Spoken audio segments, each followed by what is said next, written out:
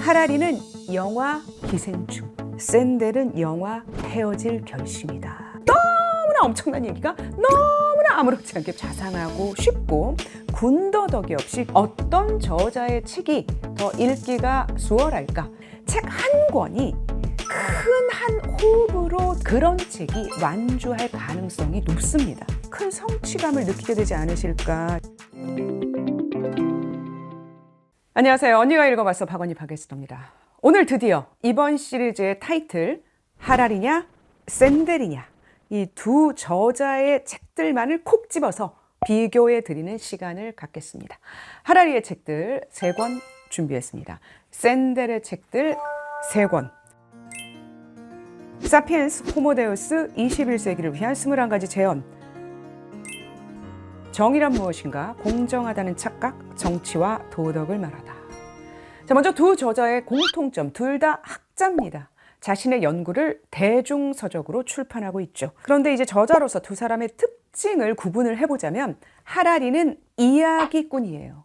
샌델은 자상한 선생님이죠. 즉, 두 사람이 책을 쓰는 목적이 다르다는 겁니다. 우선 하라리는 기존의 상식을 뒤집고 완전히 새롭게 생각하게 만드는 게 목적이에요. 우리가 살고 있는 이 사회, 정치, 경제 시스템, 제도, 법, 체제, 주식회사, 심지어 돈까지도 인간의 상상의 산물이다. 우리는 그런 것들을 이제 사회적 합의의 산물이라고 부르면서 실체가 있다고 믿어요. 그렇지만 하라리는 그것은 허공 속에 있는 상상일 뿐이다. The answer is our imagination. We can cooperate flexibly with countless numbers of strangers because we alone, of all the animals on the planet, can create and believe fictions, fictional stories. 호모데우스는 이 사피엔스의 속편 같은 건데 인간이 이렇게 상상과 대규모 협력으로 지구의 지배자가 됐다. 그러면서 스스로에게 극도의 의미를 부여하고 신을 죽이고 영생을 꿈꾸는 지경으로 나아갔다. 그런데 그 과정에서 인간이 이뤄낸 과학기술 발전, 인공지능, 알고리즘, 데이터 이런 것들이 이제는 인간을 오히려 쓸모없게 만들고 있다. 이 하라리 책을 읽고 있으면 정말 너무나 엄청난 얘기가 너무나 아무렇지 않게 펼쳐져요. 어떤 시니컬함, 냉소주의의 극치를 보여주고 있죠. 샌델은 사람들이 공동체에 깨어있는 시민이 되기를 바랍니다. 샌델이 책을 쓰는 목적이 그와 관련되어 있는 건데 우리는 시민으로 생각하고 의견을 갖고 그거를 말해야 한다. 내가 당신들에게 도움을 주겠다. 당신이 조금 더 바람직하게 생각을 해 나갈 수 있도록 그래서 헷갈렸던 문제들에 대해서 논리적이고 체계적으로 정리를 해줍니다. 아주 자상하고 쉽고 군더더기 없이 글을 써 내려가죠. 정말 좋은 선생님이에요. 진정한 민주주의는 투표하는 데서 그치지 않습니다. 교육과 공공문제에 대한 토론 등을 통해서 시민사회를 발전시켜야 합니다. 샌델은 그렇게 깨어있는 시민들이 계속 생각을 하다 보면 결국 사회를 바람직한 방향으로 나아가게 만들 어떤 정의, 옳은 방향을 찾을 수 있다고 믿어요. 정치가 제대로 돌아가면 도덕을 말할 수 있다는 거거든요. 여러분은 냉소주의자가 좋으십니까? 아니면 공동체주의자가 좋으십니까? 좀 벌써 어떤 판단이 가능하지 않으세요? 저는 사실 하라리를 굉장히 좋아하는데 제 친구는 난 하라리는 싫어. 책을 읽다가 던져버렸잖아. 이런 비유를 할 수 있을 것 같아요. 하라리는 영화 기생충, 샌델은 영화 헤어질 결심이다. 저는 개인적으로 기생충 영화를 굉장히 좋아하거든요. 이 상류계급과 하류계급의 절망적일 정도로 공고한 분리.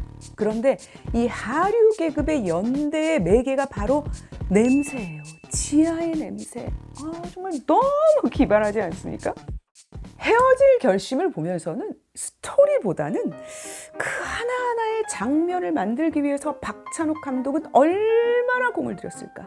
몇 번을 뒤집고 뒤집었을까? 저 색깔, 저 배치, 저 구도 정말 미장센이다. 그런데 스태프들이 정말 힘들겠구나. 이 기생충과 헤어질 결심 둘 다 좋아하시는 분들이 많을 텐데 제가 굳이 한번 비유를 해봤습니다. 자, 첫 번째 판단, 글의 스타일, 어떤 저자의 책이 더 읽기가 수월할까? 아무래도 이제 선생님보다는 이야기꾼인 하라리 책이 조금 더 읽기가 쉽지 않을까. 하라리의 문체가 좀 더 이제 말하는 스타일, 구어체에 가깝고 샌델의 책은 정돈된 문어체에 가깝습니다. 특히 이 샌델의 책은 대중서적임에도 정통 사회과학 문법에 충실해요. 기승전결 구조가 아주 탄탄하죠. 그리고 이제 학자들이 대중서적을 쓸 때 어떤 특징이 있어요. 자신의 주장에 기반이 되는 철학이나 사상, 그 학문적 배경을 독자들이 좀 이해를 하기를 바랍니다. 그거를 설명해 줘야 한다는 강박이 좀 있어요. 그래서 샌델의 책에는 그런 자신의 주장이 기반이 되는 어떤 정치 철학, 정치 사상을 압축해서 설명하는 장들이 포함되어 있습니다. 일반 독자 입장에서는 좀 편하게 읽으려면 그냥 넘어가도 되지 않을까 싶은 그런 장들이 중간중간에 나와요. 아무래도 읽는데 조금 더 시간이 걸리겠죠. 두 번째 판단, 책의 호흡. 제가 이제 다음 편 사회과학책 어떻게 읽지에서 이 책의 호흡에 대해서 자세히 말씀을 드릴 텐데, 이 사회과학 책을 독자들이 읽기 힘들어하는 이유 중에 하나가 이 사회과학 책은 책 한 권이 큰 한 호흡으로 돼 있다라는 거예요. 무슨 얘기냐? 책을 끝까지 다 읽어야지만 저자가 무슨 얘기를 하려는지 그 의도를 정확히 알 수 있다라는 거예요. 쉽게 말하면 결론이 뒤에 나온다. 앞부분은 그 결론으로 나아가기 위한 어떤 전제들을 쌓아가는 과정이다. 인내심이 필요해요. 그래서 앞부분 읽다가 책을 던져버리고 싶은 생각이 종종 들게 되는 거죠. 그 샌델의 책들은 기본적으로 그런 큰 한호흡 책이라고 볼 수가 있어요. 그런데 이제 하라리의 책, 특히 대표작인 사피엔스는 이제 큰 한호흡을 책 전체가 갖고 있긴 하지만 각 장이 다소 분절적입니다. 그러니까 각 장마다 이제 저자의 독립된 주제가 있다. 책을 장별로 끊어 읽어도 된다. 장별로 읽어도 여전히 재밌다. 그런 책이 완주할 가능성이 높습니다. 그래서 사회과학 책에 익숙하지 않은 분들, 책을 어떤 순서로 읽을 것인가? 자, 하라리 책들 1번 사피엔스, 2번 호모데우스, 이 순서로 읽는 게 좋아요. 내용적으로도 이 사피엔스가 과거부터 현재까지를 다루고 호모데우스는 현재부터 미래까지를 다루기 때문에 이 순서가 좋지만, 또 이제 책의 구조로 봤을 때도 앞서 이제 사피엔스가 좀 각장이 분절적이라고 했는데 호모데우스는 그보다는 큰 한호흡 책에 가까워요. 이런 큰 한호흡 책은 짧은 기간에 읽을수록 통찰과 카타르시스가 뒷부분에서 밀려옵니다. 그래서 이제 그런 스타일의 독서를 하기가 좀 쉽지 않기 때문에 이 순서로 읽는 게 좋겠고, 이 21세기를 위한 21가지 재현, 이 책은 21가지의 독립된 주제를 갖고 있어요. 각 장이 이제 독립적이죠. 이제 뭐 사피엔스보다 더 분절적이니까 읽기 쉬울 것 같은데, 근데 저는 이 책을 이제 사피엔스의 매력을 온전히 보여주는 데는 조금 한계가 있다. 각 장이 너무 독립적이랄까? 하지만 저는 이 책의 마지막 장은 아주 인상적이었어요. 이 시니컬한 남자 하라리가 자신의 마음을 다스리는 뜻밖의 아주 전통적인 비법이 나옵니다. 샌델의 책 어떤 순서로 읽을 것인가? 이 정의란 무엇인가가 아주 좋은 책이긴 한데 대학 교재예요. 교재라는 거는 이제 학자들의 그 이전에 어마어마한 사상들을 좀 응축해서 설명을 해 놓잖아요. 글이 밀도가 높기 때문에 조금 공부하는 기분으로 읽어야 된다. 그래서 저는 공정하다는 착각을 먼저 읽으시는 게 좋지 않나 싶어요. 이게 더 대중서적답고 더 쉽게 쓰여져 있고 한국말 번역도 아주 훌륭합니다.